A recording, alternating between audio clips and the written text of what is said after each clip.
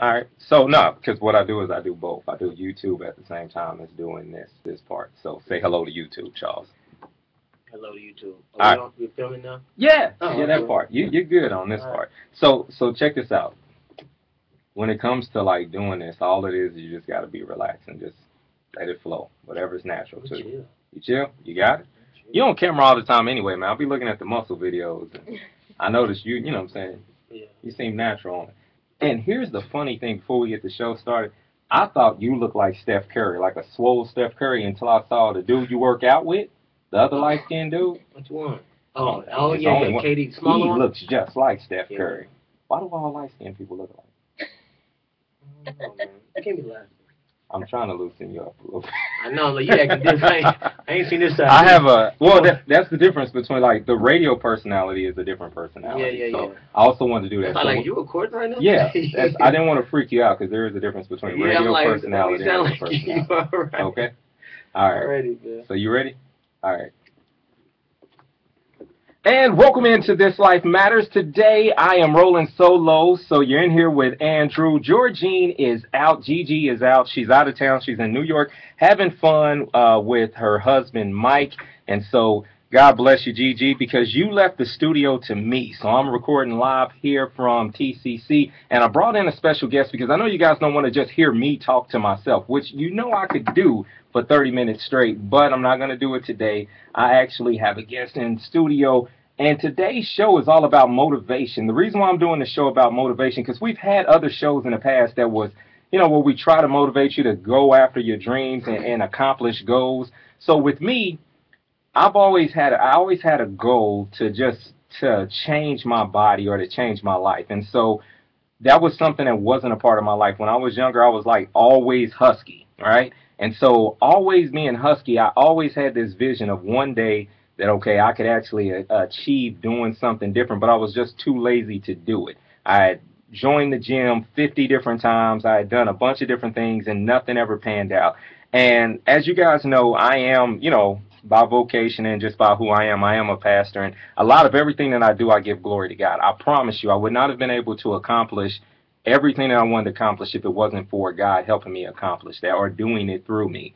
And one of the people that he sent my way in the journey, once I hit a spot where I was kind of I got caught. I didn't know what to do next. And this man came along and he helped motivate me. And that's today's guest. And we're going to talk about motivation when it comes to your physical wellness. Say hello to the people, Charles. Hey, how y'all doing? All right. So what's your full name? What's the name of your business? My name is Charles Gholson.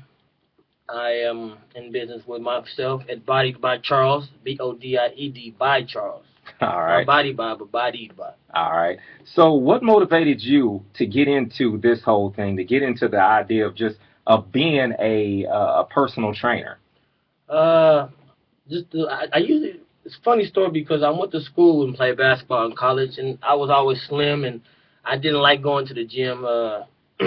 So when you start playing against guys who're stronger than you and bigger than you, you're kind of forced to go to the gym. So I had to turn my body around just to get stronger and then better myself as the basketball player. And that's when I really got into fitness. All right. So you had like the opposite journey, or you were actually thin. Yeah, super thin. And you had to. Super thin. So what was the journey for you to go from being, as you put it, super thin to being the way you are now? Because right now I wouldn't describe you as super thin, but like super light skinned, but not super thin.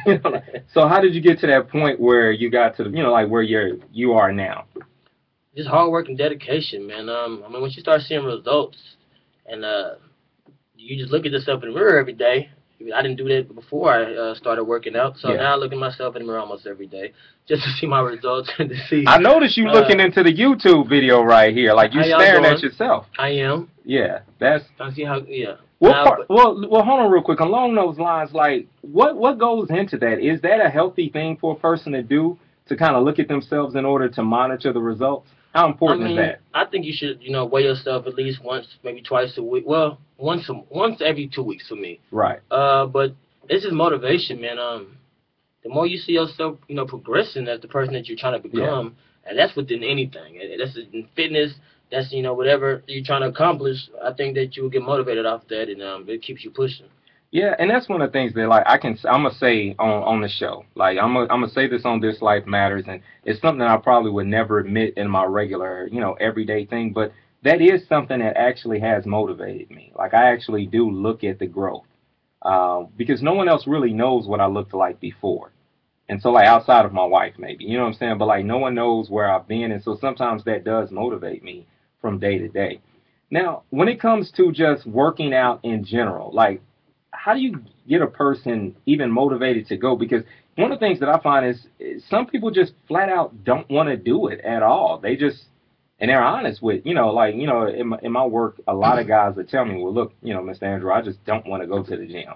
So how do you get a person beyond like I just don't want to do it to a place where they actually get up, get out, and do it? Well, first of all, what motivates me to tell people other things is because I know the results and I've seen the results within myself and also other people that I train on a day-to-day basis. But one thing I really just let people know, man, is your body is your temple. It's in the Bible as well. You should take care of your body. You know, the long you got longevity once you start, working out more and eating better. I mean, within lifespan, man. And I just tell people that's the way you should do it. And I motivate myself, and I just motivate people how I motivate myself. All right, so let me ask you this. A lot of times we get to a point where we'll say, okay, I can do the nutrition side, but I can't do the exercise. Or some people say I can do the exercise, not the nutrition. How important is it to have a good balance of nutrition with the exercise? The nutrition is a bigger part about it than the gym. Especially when it comes to losing weight, especially people most people want to tighten their stomach up and have abs or better core, but 70% of that is made in the kitchen, and the rest of the 30 with is cardio and just in the gym. So I think that you'll get to your destination or your goal if you eat better rather than, I mean, working out. It's 50-50, but I mean you have to eat right. It really goes hand in hand because you can't go to the gym and expect to see results if you're not taking care of your body in the kitchen. Is there something common that you see a lot of? Like, do you see guys who come in and just eat horrible but try to lift the whole gym? Yeah, I mean, there's guys with big arms and with big stomachs at the same time, but how does that work? Like, I mean, like, is that something that is that healthy when you do that? no.